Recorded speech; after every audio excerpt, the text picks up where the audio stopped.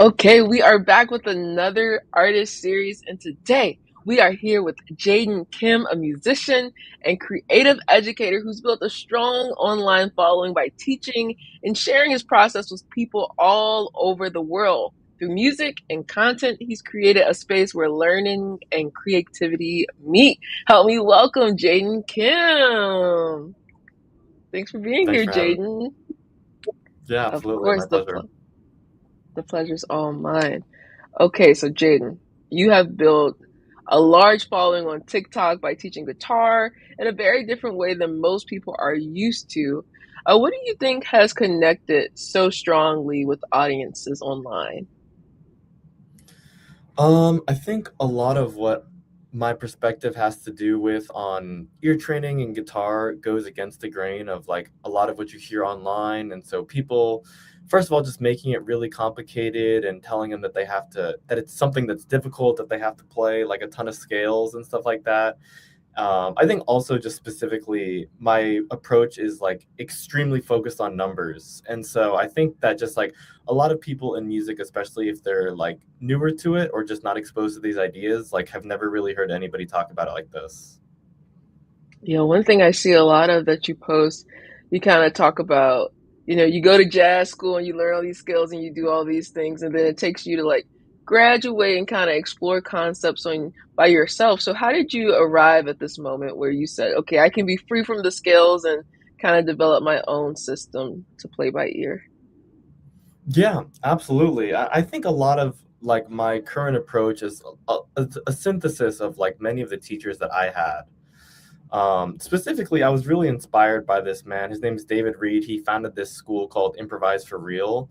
And actually, I'm a student of theirs. And so a lot of my method is actually kind of like building on top of what I had learned from there, as far as like this idea of just like primarily basing things on numbers. And as far as like breaking out of some of like the stuff that I learned in jazz school, I think really what I was able to do was recontextualize it in like a more like holistic and I think simple way. I think a lot of like jazz academia, they like pride themselves on it being this like secret language that only like the people in the elite club can even understand. And so a lot of that was just like stripping things down to like the bare necessities and making it as simple as possible. I love that because I think all of us are like innately musical. Like growing up, you hear babies sing, or if you go to church, or if your family sings, like the music is in us. But when we decide to like study it at a higher level, it becomes overcomplicated. It takes away that joy we get just by doing it, by singing it, by being it. Okay. So you're known for your feeling-based approach to learning guitar and playing by ear. We kind of talked about it. What inspired you to move away from more traditional teaching methods? Yeah, I mean, I think a lot of it had to do with the fact that I actually picked up guitar like while I was in college. I was in music college for jazz trombone. And during my time in college, I picked up guitar, which was kind of nice because it let me learn something new outside of school. I mean, I didn't really have any guitar lessons or anything like that in school. And so I basically was just left to learn it on my own. Of course, I had a knowledge of music from when I learned from the horn, but I think the experience of learning a new instrument later in life and like really getting into it and really committing to it helped me. I was a little bit more primed to explore new ideas and like start fresh in certain ways. Okay, that's amazing. So for someone that's kind of approaching this philosophy for the first time, what advice would you give them to open themselves up to this? Yeah, absolutely. I think it really comes down to this. All music is basically on one map based on these seven notes called the major scale or the tonal map, and that everything that happens is a specific coordinate on that map. And your process of developing your personal relationship with music is just noticing what's happening in the music that you already love. Where are you on the map if you're doing an improvisation? Where do the melodies that you love lie on this map? And this is really only possible once you start thinking about things numerically, right? Because CDE doesn't really mean much because that CDE, depending on the context, could take on a completely different flavor. But 1, 2, 3, that means something. That tells you about where you are and what the story is. And so, as short as I can sum it up, just know where you are and know that there is a location um, and context. Okay, everything has some context. I love that because CDE is limiting, like you said, but if you know 1, 2, 3, you can kind of place that in different keys, different places. So that's so important. So when you're teaching your various students that you have, what are some repetitive things that you see when people come to you and they kind of feel stuck in their playing? What are some things you commonly see? One of the most common things that I hear my students say is like, "Oh, that's so obvious, but I never thought about it that way." Right? And I think that that really hits the nail on the head to so many things, especially in guitar education. Like we're just presented with so much information and just through the game of telephone from teacher to student, it gets so convoluted. And so much of the work that I do with my students is literally saying like, "Here's this familiar scale shape that you already know. Have you ever actually looked at this and, given these notes an actual name that works beyond keys, and then to realize like, oh, I see that's what that looks like on my fretboard, and I actually have a name for that that makes sense." And it's like I kind of knew that, but I never really connected the dots, right? And so a lot of the journey is just taking what they already know and showing them how it applies universally to all music. Yeah. Yeah, so true. So we talked about in the beginning how you're kind of blowing up low key, but not low key, very high key. So when did you first realize that you had something special with this type of content? Yeah, I mean the content journey has been interesting, and actually, it's funny that we'd have this interview today. Literally, well, I guess in the U.S. it's still the 27th, so this is literally exactly 1 year to the day that I started posting on social media. Like seriously, like I had basically had my Instagram account as just like a person that goes, a young person with Instagram. You just have it, and I had, through just meeting people and having it an account since I was in middle school, I had like 1,500 followers. But literally a year ago today, I had joined this content academy and they showed me some of the fundamentals of just like, here's what a hook is, here's what you should do in your hooks, and here's how you edit your videos. Don't make your captions too big. Don't use like weird fonts. And so I was kind of following some of their format. They gave some ideas for scripts to try. And at the beginning, actually, I had really no intention of having my content be like about music education. I was actually at that time like a live streamer on TikTok. Glad that I'm not doing that anymore, even though it was a good experience. And so my initial thought was to just like, become more of like a social media personality, tell my story, just like, and also just learn the skill of short form content. But then I realized that when I started talking about music education, that one, the videos were like way easier for me to make and people actually watched them, especially compared to like some other videos where I'd just be like telling a story of my life. It would take me like an hour and a half, 2 hours to meticulously edit it all together, shoot b-roll and add music and have a script and use my fancy mic. Like videos of me literally just addressing the camera and talking about a subject that I'm really passionate about. And I had been teaching lessons and stuff like that, but it was just kind of a spark of alignment of so many things. Like they were easier to make. I enjoyed making them. I was passionate about it. I was speaking from like a place of genuine expertise and passion as well. And from there, I just, the one thing that I've learned on this social media journey is that as much as the tips that everybody's going to give you, there's really only two steps to growing on social media. Step one is try a whole bunch of things and notice the outliers. And step two is ruthlessly, shamelessly double down on the outliers and what works. And you'll iterate and learn new things from that. But like all the advice that everybody's giving is basically going to be based around those two things. And yeah, through that, I found that people actually, wanted to hear what I had to say, and that led me to like creating some digital products. And like the game really changes. It definitely did for me. Like once you realize that people are actually willing to give you money for your information and for your teaching, I mean, it really changes things because now you're like, one, it shows that what you have to say has value and people actually value it enough to literally pull money out of their pocket and give it to you in the hopes that you're going to help them understand something in a way that they didn't. And so once that started happening, it really flipped a switch in my brain of just like, okay, no, like I could actually do this. Like this could actually be something. And that kind of just fed and fed and fed until we kind of got to the point where we're at now. Wow, Jaden, only a year? That's crazy. I mean, it's been amazing to watch, and it just shows what happens when you're consistent, when you continuously do something and like you said, doubling down on those outliers, those things. So what advice do you have, or not really advice, but some people are like, I'm a musician, I want to be all about my art and I don't want to post and I shouldn't have to create content for people to listen to my music or to listen to what I'm doing, what I'm saying. What do you say to those people?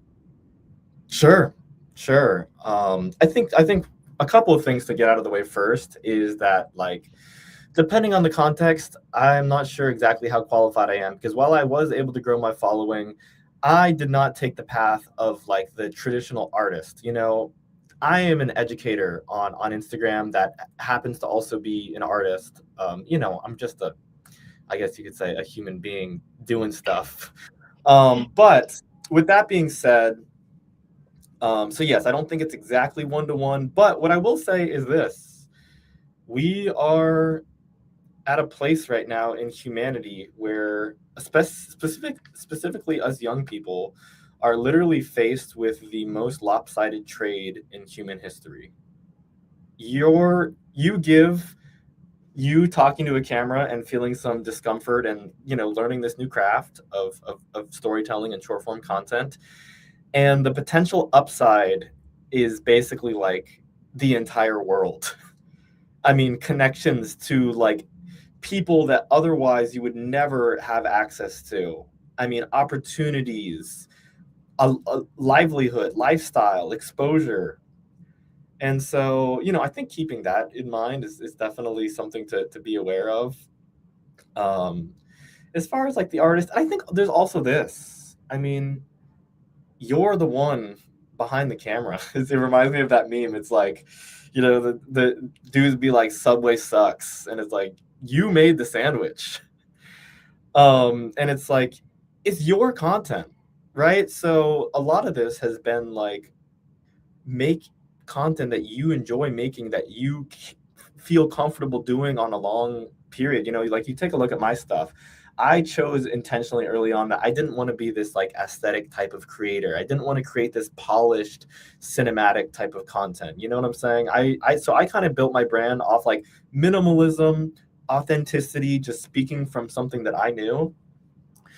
And so yeah, I think it's also like you find the joy in it. Like, of course, there's some times where it's just like, okay, I'm just gonna sit in front of the camera, I'm just gonna turn on, I just got to do it, and it's kind of like going to the gym where it's like you don't really always feel like it, but I mean, it's a rewarding experience to see things start to pop off, and of course, it's also a frustrating experience when they don't, but you just keep going, treat it like the gym.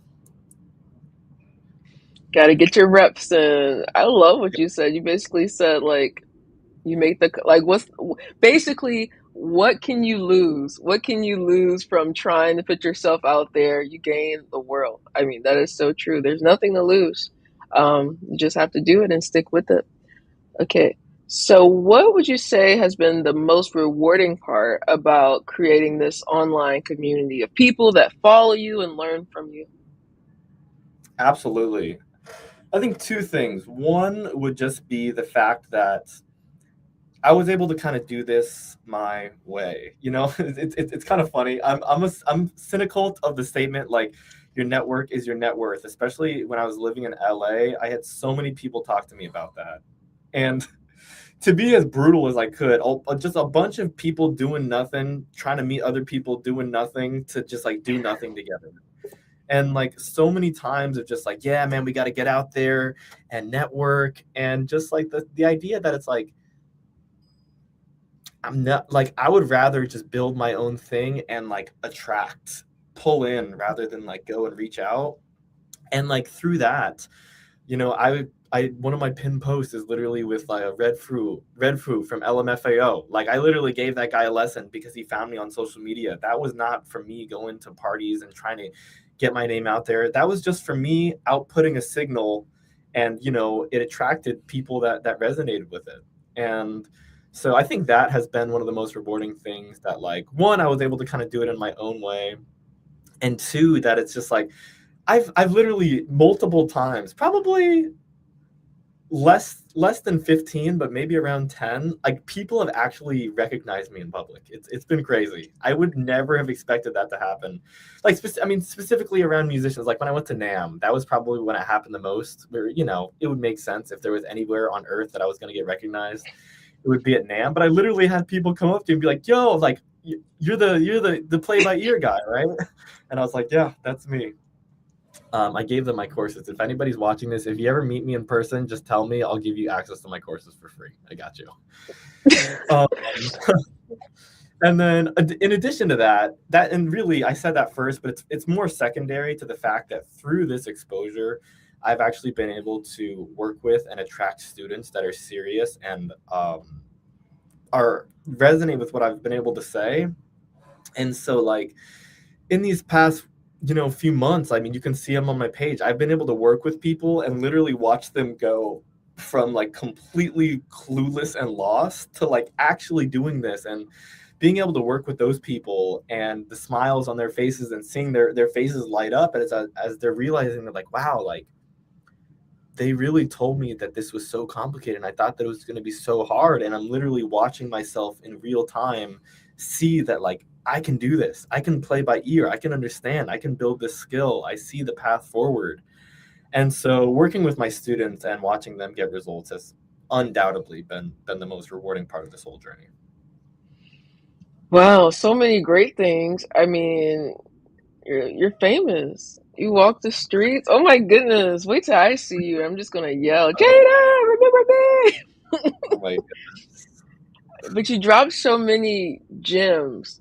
I love what you said about being in LA and, everyone's caught up in this network thing, being with people and doing nothing. We always think we have to go out and meet people, and the next person we meet is going to be that, connection to the big break that we're looking for. And I think that about that a lot living in Charlottesville, Virginia. It's a smaller town. And it's not like an industry town. There's not a lot of like killing musicians. I mean, okay, maybe I shouldn't say that. There are a lot of musicians, but you know what I mean. Like, in a diverse array of styles that I'm looking for. And so sometimes you get kind of discouraged, but then when you say, okay, if I just put myself out there, the people that I need, they'll be attracted to what I'm doing if it's resonating with them. So that's really encouraging to hear. So speaking of location, places, how did you get to Vietnam? Yeah. And so I'll definitely also say this, just like through like building this online platform, like I've also been able to just basically live wherever I want. And so last year I actually lived in Thailand for 3 months, and I really, really enjoyed that. It was my first time ever solo traveling. And after I left, I mean, it's funny just to see, like, even though I've been doing this social media thing for a while and I had found some success, actually, when I first came back from like my Thailand trip in December, I had like negative 2K in my bank account. And so, like, really, these last 4 months have been like a complete 180 flip of my entire life. And so I decided I wanted to go to Vietnam because I wanted to stay in Southeast Asia, because I really fell in love with just like the weather, the culture, and then also just the fact that it's super affordable out here has, been cool to be able to just like eat nice dinners at night and not feel like I'm like, having to check my account every time. And so yeah, I wanted to try Vietnam because I wanted to stay in Southeast Asia. I had heard some good things about it, and it was also close to Thailand because I'm actually about to go back to Thailand literally a week from today. I really love this city called Chiang Mai, a super vibrant, alive music scene. Um, but I mean, I'm kind of just at this point where it's like I'm gonna just keep bouncing around. I'd love to go to South America, Africa, like just see the world and keep doing what I'm doing. also studying with teachers as well, like around the world. I'm totally interested in it. Certainly a lifelong student as well. And even on that, like in my little group, one of the things that I always tell my students is like, in this dojo, everybody wears the white belt, including me, right? Like when I do the calls with people, it's like I'm literally practicing right here with you guys. Oh my goodness, that's the dream to live wherever you want, to do the thing that you love with the people that love doing it with you. Wow, Jaden. So cool. No, really, it's just like amazing. A long way from our JV 2 days. Uh, Okay, so my last question, what do you hope people take away from music beyond just becoming better musicians?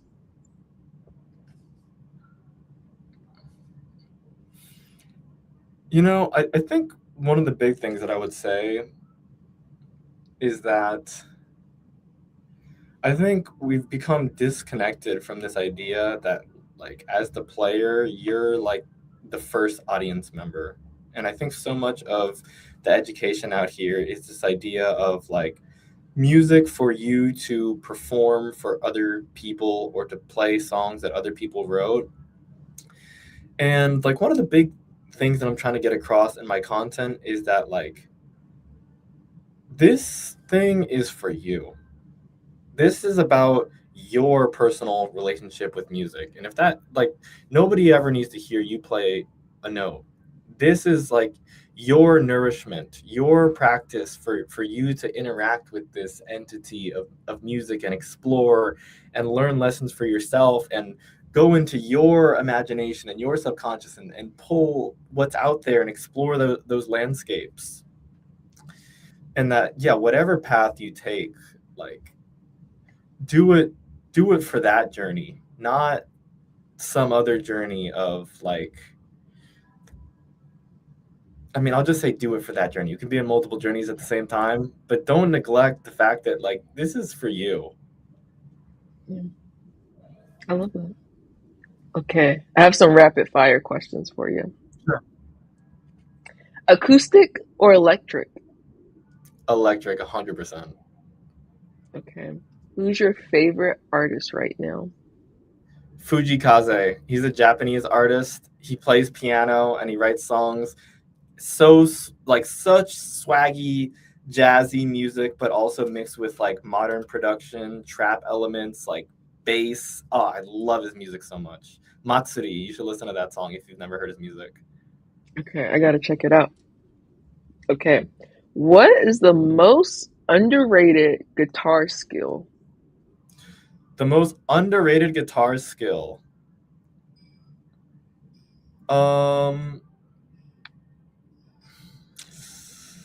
I'm gonna say understanding how to fit into an ensemble, right? Mm. Like being able to listen and understand how you can um, be a part of the texture, or when to stand out. But just like, yeah, I think maybe being able to be that chameleon of listening.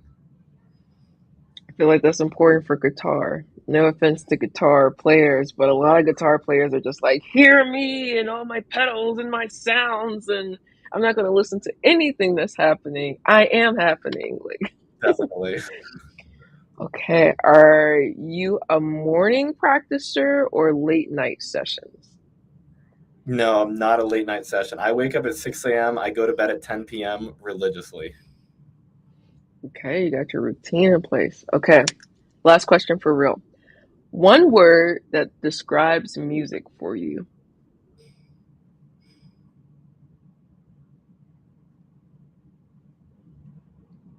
Silence. Beautiful.